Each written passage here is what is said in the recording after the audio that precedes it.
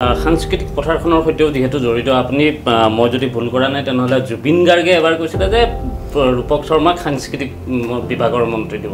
বিধায়ক হৈ থাকিবৰ কাৰণে আপুনি আপোনাৰ সমষ্টিত কিবা নহয় কিবা কৰি থাকিব লাগিব তাত অজুহাত তাত নচলে আপুনি কৰিবই লাগিব আপুনি বিজেপি আপোনাৰ মনত কৈছিলে কথা এটা যে একদম কৰ্পোৰেট ষ্টাইল আপুনি যিমান কাম কৰিব ট্ৰেক ৰেকৰ্ড ৰাখিবই লাগিব যেনেধৰণে কলঙক এবাৰ ভেটা দিয়া হ'ল কলঙে উগ্ৰ মূৰ্তি ধাৰণ কৰিলে পুনৰ এইবাৰো সেই একেই ব্ৰহ্মপুত্ৰৰ লগত সেই ধৰণে খেলাটো হয়তো চাগে তেওঁ মই নাভাবে কোনোবাই কৰিছে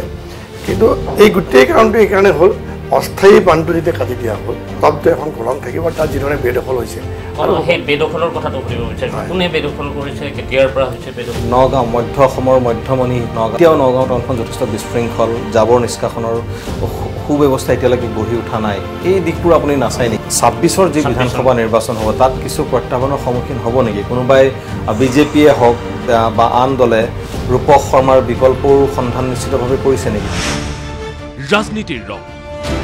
শুকুৰবাৰে সন্ধিয়া 7:45